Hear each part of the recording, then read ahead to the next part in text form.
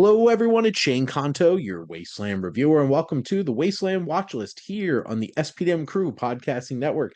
And this is my weekly show where my guest and I dive into my obscenely large watch list, random as it can be.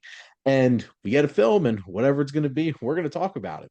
And joining me is now one of my frequent collaborators, filmmaker Carl Kelsch. Thank you so much for coming on. Shane, it's really good to be here.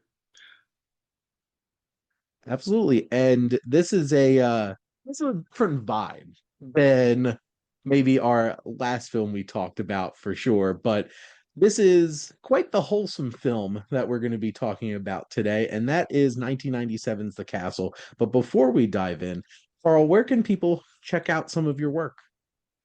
Shane, I think most people could see some of my films and articles I've written, including interviews with filmmakers like Julia Ducournau, who has Alpha coming out soon, uh, Nice.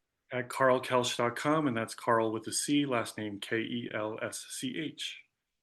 Awesome. And that will be in the description, so you got a nice quick link to get there. But that's exciting because not gonna lie, I got to watch Alpha like in November because I got it as part of my Neon box for consideration for all their 2025 films. But then Alpha got like punted to March, April. So it's very interesting. And it'll be interesting to see how people react to now this third big film that she has coming out. Because my 10 was was something I witnessed multiple people, specifically people in their 70s and 80s, walk out of that film in the theater. I believe Honestly, that it. was one of the most wild movie going experiences I ever had. And I'm sure those senior citizens as well, which is probably why they left. But very different type of film that we're talking about today, which is indeed The Castle. And this is a 1997 Australian comedy, and a working class family from Melbourne, Australia fights City Hall after being told they must vacate their beloved family home to allow for infrastructural expansion. Ah, eminent domain. Popping up in this Australian comedy, and this was released April 10th, 1997. It's just a lean 84-minute film. This was made for 750,000 Australian dollars and made 11 million Australian dollars. So this was a nice little hit, and I would be remiss if I did not say it made $11 million dues. As my wife made that comment after I told her how much money was made. This is directed by Rob Sitch, made up of writers and performers from The Late Show and The D Generation. So this was a group of comedic writers that all came together from these previous projects. A man's home is his castle, and that is the saying that lends itself to this uh to the title of this film. This was shot in 11 days. I read that Supposedly, today. Oh my God, that's crazy. so supposedly the whole entire film was done in less than a month. From Wow, right from wow. They wrote the film in 2 weeks, less than 2 weeks, and then they filmed it and put it through post. I'm Hmm. like, that's efficiency Yeah. for sure. Absolutely wild. And at the end of the day, it worked because this is considered one of the greatest Australian films of all time, which throwing the castle up there with Gallipoli and Mad Max. And you're just like, and then the castle, Yeah. which is a fun time. But yes, so Carl, what are your general thoughts on the castle? Well, I want to give you the context that I remember when Okay. this movie came out in the theater. I was probably a sophomore at NYU. I feel like I remember it maybe playing at the Angelica, and at the Mhm. time, Miramax was like A24. You watched whatever they put out. So when they had their Yeah. stamp on this, it just automatically entered your radar. But I don't think I know now after watching it that I hadn't seen it back then. Um, it was simpler and more straightforward. It almost felt less like the edginess of a lot of Sundance hits around that time that Miramax would have put their stamp on. It was simpler, quainter, but it really tapped. what I realize is my personal love for a lot of other Australian classics like Muriel's Wedding and Priscilla, Queen of the Desert. And those films invite you, like this one, to take it in the context of the culture it is. And I really felt that the castle, it made me laugh, and it uh, struck a really fun tone with making a little bit fun of the characters for their, simple minded outlook on life, and then gets really sneaks up on you by getting into the heart of their values and principles that I just shockingly found I really related to the way the dad thought in certain extents when it comes Mhm. to when you feel like you're being victimized, how you can kind of go into like kill mode, but even kill mode for me and him is like a very gentle, logical attack mode. Which this film is so sincere and so charming. I had such a blast for 84 minutes because, like, that's the thing. This is a lean movie. It's not long. You get dropped into this family, and it's Stephen Curry who plays Dale, who does all the voiceover. And he just lovingly talking about his family, like a Mhm. decent chunk of this movie. It's just such a charming experience. His voiceover really works. Michael Keaton, who plays the dad, which I joked before we started recording that they should have a special Australian Academy Award for Best Mustache, Mhm. goes to Michael Keaton for this movie as Daryl the dad, which that's the thing too, because I would have expected this to go like full blown like Clark Griswold, like been a little Right. crazy because he's pushed to some of his limits, but like he's so like kind of nice about it throughout the whole thing. And like obviously he's upset and they want to keep their family home. They have this modest home. It's their home. I love like he is one of the most charming characters I've seen in a movie. Like anything his wife cooks, he's just like, wow, this was the most amazing dinner. Thank you so much. Yeah. And it's just one of the nicest things just watching. Like I could just watch I would be shocked if they didn't try to turn this into a sitcom or if this spun off into one because this would have easily been a sitcom that I would have wanted to watch. Yeah. Um, where it's so wholesome and you know they're wholesome, but life happens. And Yeah. like an eminent domain situation happens, they want to take their home away and they still have to deal with it. And I think this navigates that the, you know, the bureaucracy of a lot of that kind of stuff in a fun, charming kind of way.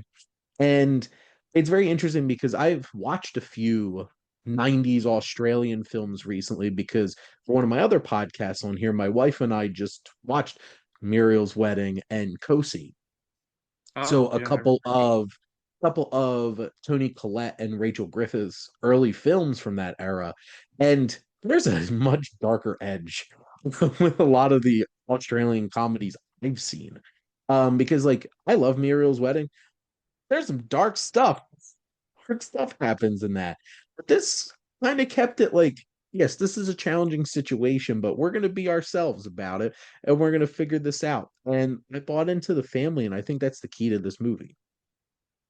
Yeah, I would say, PJ Helgen came to NYU and presented Burial's Wedding, so I have a very strong memory of that. But now I'm realizing, yeah, they really kind of came out concurrently, and it makes me feel that the castle, like you said, coming out of some sketch TV comic roots, Hmm. has a more kind of formal stage play sense of satire, and I Yep. think it probably even has more in common with things like in America, King of the Hill, or like Yeah. comfort watch shows like Schitt's Creek and Abbott Elementary, where there's a genteelness to the comedy Hmm. that it's just more about the dissonance between what people are saying and what you're seeing, or vice versa, and it's presented in a much more it's directed in a much more straightforward way that I thought was less flashy, and again shot in 11 days, and you realize that at the heart of it, I think they knew their story was great, and the writing would carry it, and that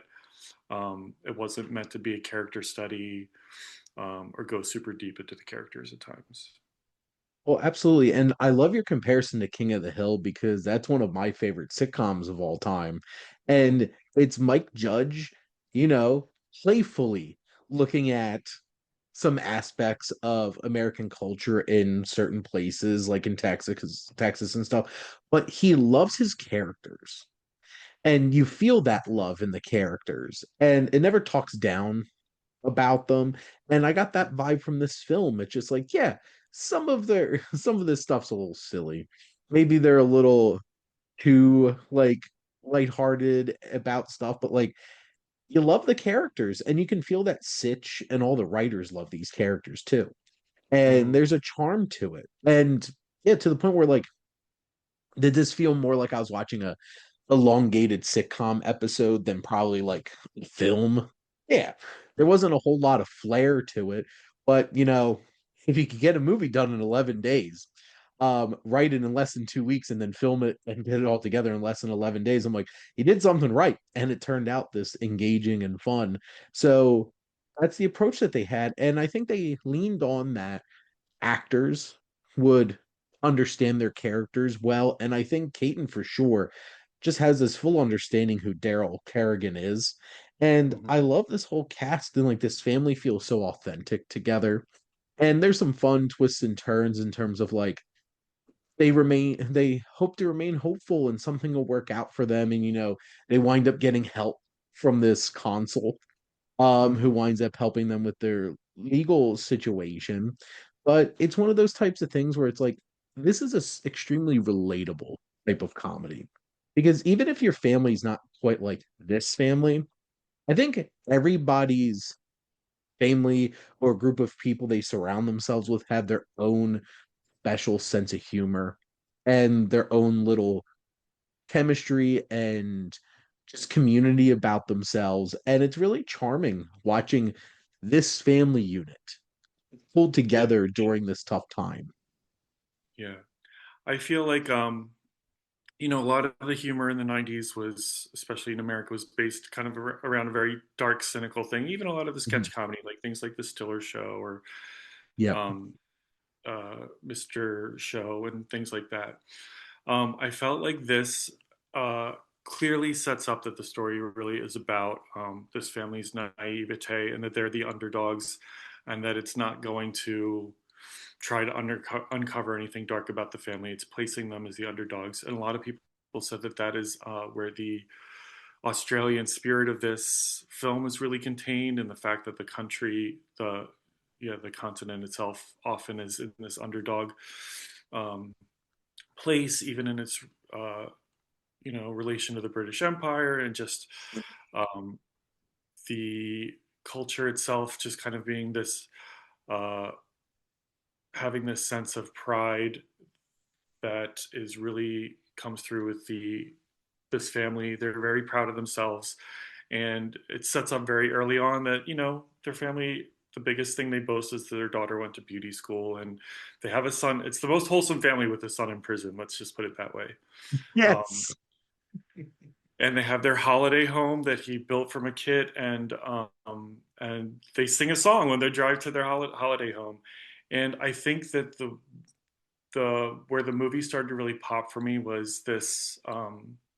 There's a sense of the father being really naive about the situation, and the lawyer, the incompetent lawyer that he hires, who didn't get his son out of a prison sentence, but tried really hard. So you should go for this.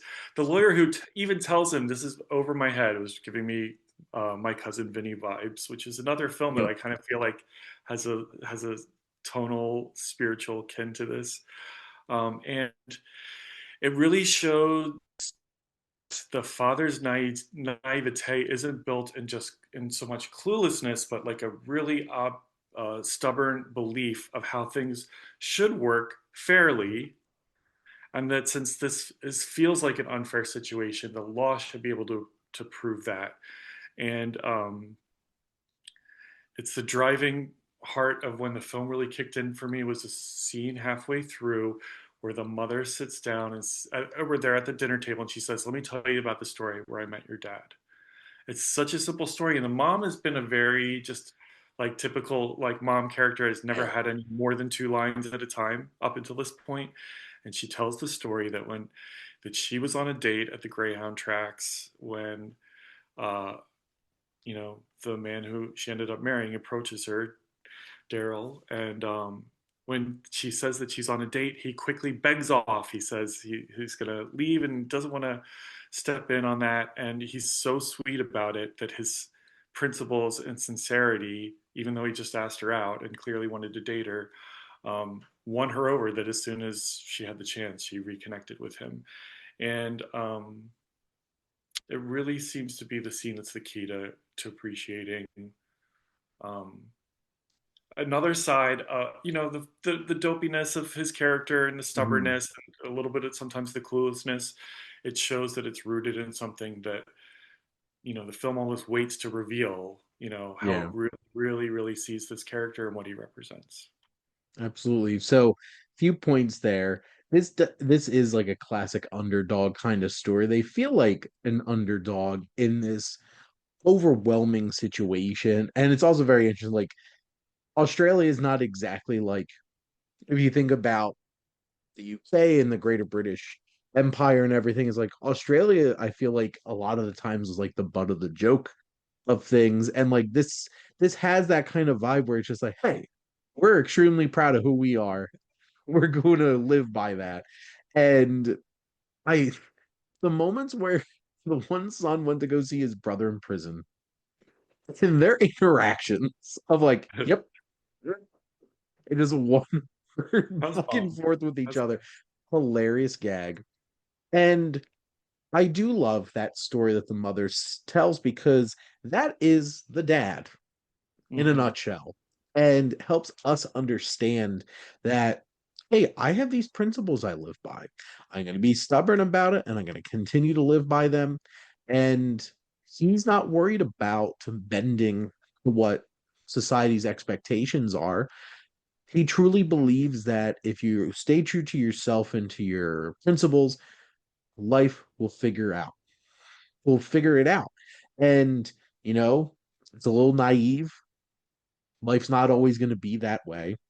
Like, which also like the fact that they indeed hired a lawyer after it's like, I tried real hard to get your son out of prison. And just like, well, he tried. Let's yeah. get him back. It's like probably not the best situation. But you brought up an interesting greater context because I look at the poster on IMDb and it says this year's Full Monty. And which is very interesting because Full Monty was a very different vibe than I feel like a lot of 90s movies were. Because, like, yeah, the 90s were a very, like, snarky, cynical time. Things like Scream, this meta commentary on horror movies and making fun of them, but, having fun with it. But, like, Full Monty was nominated for Best Picture, and it was about a group of working class guys who, you know, put on a strip show. It's like, how in the world this movie becomes such a big thing, but it's wholesome. And it's Yeah. just, these men being vulnerable and being willing to put themselves out there to support themselves and their family. And obviously there's no stripping or anything like that in this movie, but it's still one of those types of things where it's like it's about this man who's willing to put himself out there to do right by his family. And I love that you brought up My Cousin Vinny because the 90s felt like it was either you're super cynical and snarky and all of these things. And then there's a string of a lot of it's in sitcoms on TV because, I watch a lot of Full House. That's like the most wholesome thing you're going to Right. find, to be perfectly honest. Or like My Cousin Vinny, Full Monty, The Castle. These are movies that don't have obviously, I think My Cousin Vinny has a little bit higher stakes because death penalties on the line here. Yeah. Like they're relatively low stakes fun movies that are just about an underdog, figuring it out, and that's what's so charming about this film. This doesn't have to have like these world changing things, and like around the same time, you had things like Titanic and Armageddon and these big disaster movies and stuff like that. And we're like, no, it's just about a family who wants to keep their house. And it doesn't need much more than that. At the end of the day, this is a really charming film. I laughed a lot honestly watching this I movie, did too. and I had such a good time. But Carl, was there anything else that you wanted to add about it? Oh, we didn't mention that Eric Bana is in here. He was a comedian at the time, and I guess I looked up that he did have a recurring kind of TV show persona. He's a fun character, and again, it's just like it's like a super subtle kind of humor. What is his name? Han. Connor. Yes, what Con is his comedic role in the family is like just to sort of be this just this outside force that they all sort of like they're like so curious and interested in. He's super cool, but he's affirms like their family just by like loving their daughter and like wanting to spend Mhm. time with them like a really dutiful son-in-law. I thought that was a nice another reason to see this movie. The last thing I want to say about this movie is that it breaks some big rules with this ending of how does he fight to get his house. It goes against all the rules that he's very passive and almost really doesn't do anything in the last 20 minutes very directly as a Mhm. main character who's trying to fight for his house. It's all about a conversation he has in passing when he's at the courtroom where he doesn't want for anything. He's just being himself that endears the person who turns out to be his biggest advocate and ends up helping. And so I do think by, maybe a different set of people with bigger budget would have been challenged to rewrite that. But I think some of the movie's charm is that it gets at its themes through weird connections like that are counterintuitive, don't make it into a lot of films because they're kind of low stakes and Mhm. low low suspense. But I found it incredibly charming and beautiful that the very fact that he just simply states what's happening to his family in the right room with the right person when he doesn't think it means anything to anybody, Mhm. and he's super good listener to this other person and complimentary to this person when he's talking about his proudness of his son. We have this dad who's proud of his son who's in prison. He's as proud of his idea man second son. He's as proud of the youngest son who doesn't seem to have any particular thing going for him other than to be narrating the story for Mhm. us. Um, that little moment ends up triggering, the final beats of the thing. It's both. I want to note that it's very unusual in screenwriting terms, but it is really spot on in terms of theme. And I think because they paid attention to the themes and the emotions they want you to feel in this movie, it overcomes every single limitation with budget or flash or all those things. So first, I had a oh my god moment when Eric Bana showed up on Yeah. screen, and my wife was like, and I'm like, it's Eric Bana. It's Hulk, I guess. Yeah. I was trying to think like what he obviously had a bit of a moment. He was in Ang Lee Hulk movie. He was in Troy because he was Hector, right? I'm pretty sure. There's a lot of characters in that movie. It was Munich, And yeah, Spielberg. yes, Munich, and then he was even one of the shark Australian sharks in Finding Nemo, which was probably the thing that my wife actually picked up on the most out of all those ones that I read off. But I love this movie being true to itself because at the end of the day, they got help because he was a good person and he was a genuine person. And, you know, especially in the 90s, that is such a not cynical way of wrapping up this movie. And I think it works for it. And, you could show it to more cynical people. I'm like, what a cop out. But, like, here's the thing. And I'll tell my little secret here of how I build relationships at work. I'm friendly, I'm willing to help, and people notice that. You would be surprised that if you're a decent person to other people, they might be willing to be a decent person to you back. And in Mm. 2026, I feel like this was a really nice thing to watch. To be perfectly honest. And because like I'm the type of person like I'm a relationship builder. And like I work with people, I work with a lot of people. And if you want to build relationships with people, just show that you care. And it's not going to work on everybody, but that works on a lot of people.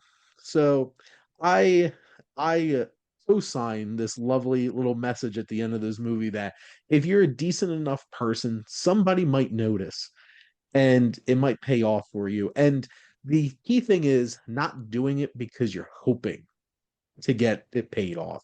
Because Mm. in the most genuine way, Daryl is not doing this hoping to get anything out of it. If you just are a good person, sometimes life will help you out. Mm. And that's a lovely little message that they have at the end of this film for a lovely little film. Yeah, I think Australians wear this film as like saying, if you respect us, you're gonna love us, Mhm. and we're gonna Absolutely. treat you so well.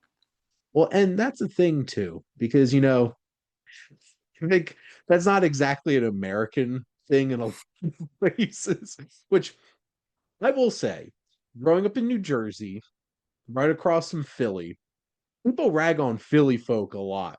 But here's the Mm. thing: if you respect the Philly folk, they will die for you. Yeah, I Will believe have it. your back, and they're the type of people you want to have your back. Mhm. Um, it's that interesting.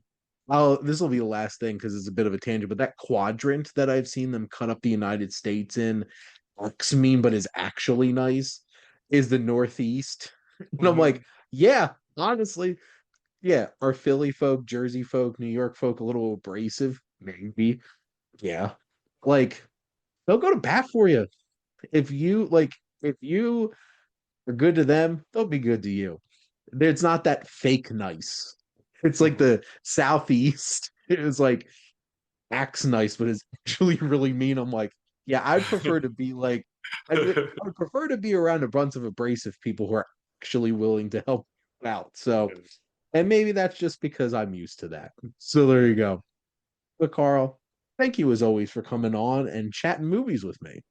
Absolutely, Shane. Thanks again. It's always a pleasure. Yeah, and this is a really charming film. So if you're worried about movies being too long, as I just watched two of the Best Picture nominees that were combined 5 hours and 10 minutes, this is an hour and 25 minutes of your life. So dive in and have a good time. But thank all of you for listening. Make sure to like, comment, and share on this episode. What's your favorite Australian film, and why is it Mad Max? Spoiling, but mine is obviously. And make sure to follow or subscribe wherever you listen to your podcast. The SPDM Crew Podcasting Network is ever expanding. So if you are looking for some podcasts, we have all different types of podcasts here, all different types of interests, a lot of movie ones. So if you love movies, there's plenty of that. And if you want to join the crew as a guest on a show just like this one specifically, because this is the one we have a lot of guests on, or if you want to start your own podcast and have an idea, make sure to reach out to us on our website. If you like our logo, check out HiFlyer Creative for all your digital marketing needs. But most importantly, thank you as always for tuning in and supporting the Wasteland Watchlist here on the SPM Crew Podcasting Network.